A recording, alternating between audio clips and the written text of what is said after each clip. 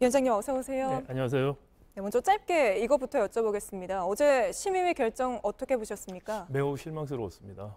예, 그럼 하나하나 좀 따져볼 텐데요. 이재용 부회장 주요 혐의는 시세 조종이나 분식 회계 혐의 같은 것들인데 기록만 20만 페이지에 달한다고 하죠. 그런데 이런 방대한 기록을 짧은 시간 안에 다 검토할 수 있었겠느냐 이런 지적도 나오던데 어떻게 보십니까? 네, 사실 혐의가 자본시장법이라든지 분식회계에 관한 상당한 전문성을 요하는 아주 복잡한 사안입니다. 그렇기 때문에 비록 구속영장을 기각한 영장판사분도 충분한 심리가 필요하다는 이야기를 한 것이죠. 네. 이런 충분한 심리가 필요하다는 앞서 법원의 판결이 있었음에도 불구하고 이렇게 강한 권고를 냈다면은 거기에 대한 근거나 논리를 제시했어야 되는데 그런 근거와 논리가 전혀 제시되지 않았다는 점에서 매우 실망스럽다는 말씀을 드린 것이고요. 네, 또 하나는 이 수사심의위원회 사실 만든 목적이 기소 독점권을 남용해서 기소를 하지 않는 경우라든지 경제적 그렇죠. 약자나 정치적 동기 때문에 무리한 수사를 하는 걸 막기 위해서입니다. 그런데 이재용 부회장의 경우는 이 둘 중에 다 해당되지 않는 것이죠. 사실 그래서 심의위원회에 부의한 것 자체가 사실은 문제였다고 생각이 됩니다. 수사심의위가 열린 것 자체가 그 제도의 취지에 맞지 않았다 이렇게 보신다는 말씀인데요.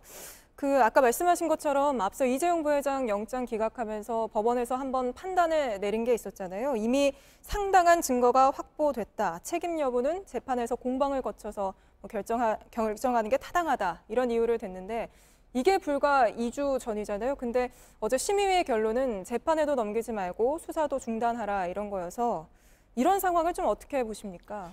사실 기소를 하겠다는 것을 기소 못하게 하는 것은 심의위가 할 수 있는 기본적인 역할은 아니라고 생각이 듭니다. 만약에 심의위원회가 기소를 못하게 하는 결정을 내리고 그것을 공고가 아닌 거의 강제적인 공고로 검찰이 받아들이기 시작하면 1심 재판을 할 수가 없습니다. 다시 말하면 수사심의위원회가 1심 재판부 역할을 하게 되는 것이죠. 이것은 삼권분립과 사법부를 통한 재판을 받을 권리에 대한 심대한 침해다. 저는 헌법을 위반하는 소지가 있는 결정이라고 생각합니다. 네. 그렇다면 검찰이 수사심의위의 권고를 좀 어떻게 받아들여야 될까요? 검찰이 그동안에 수사한 그 분량이라든지 시간이 있고요. 또 법원에서 이미 영장심사를 통해서 재판이 필요하다. 그리고 특히 충분한 정도의 증거가 확보되었다는 이미 판결이 있었기 때문에 검찰은 당연히 저는 기소를 해야 된다고 생각이 됩니다.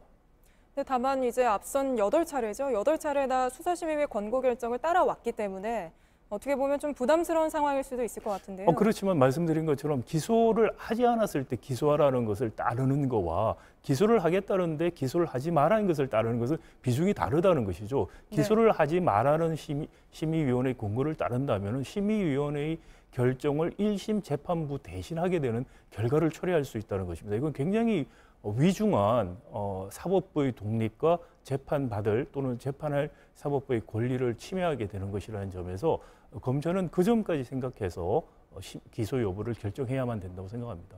네, 그리고 앞서 저희 리포트 같이 보셨는데 일부 심의위원 중에서는 경제적인 논리를 좀 반영한 것처럼 보이는 그런 발언도 있었습니다. 이 부분에 대해서는 좀 어떻게 보셨나요? 굉장히 바람직하지 않고요. 그렇기 때문에 사실 무슨 근거로 이런 강한 권고를 내렸는지 밝히지 않았다는 것이 매우 유감스럽다는 말씀을 드린 것이고요.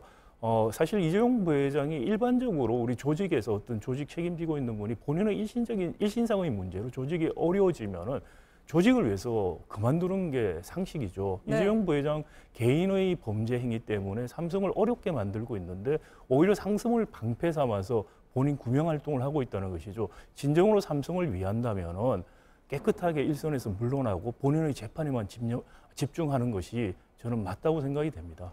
네, 그럼 짧게 하나만 더 여쭙겠습니다. 일각에서는 이 사건이 누구 개인 비리 하나로 볼 수 있는 사건은 아니다. 이런 말도 많이 나오고 있는데요. 교수님은 좀 어떻게 보십니까? 당연히 그렇습니다. 삼성물산 제일모직에서 삼성물산 주주들의 손해뿐만이 아니고요. 간접적으로 국민연금 가입자들의 피해도 있습니다. 그러나 더 중요한 것은 이것은 자본시장과 시장경제의 근본을 흔드는 매우 중대한 범죄입니다. 이런 범죄를 용인한다면 우리나라의 자본시장이 건전하게 활성화될 수 없고요. 시장경제는 홀만 남게 될 것이라는 것이죠.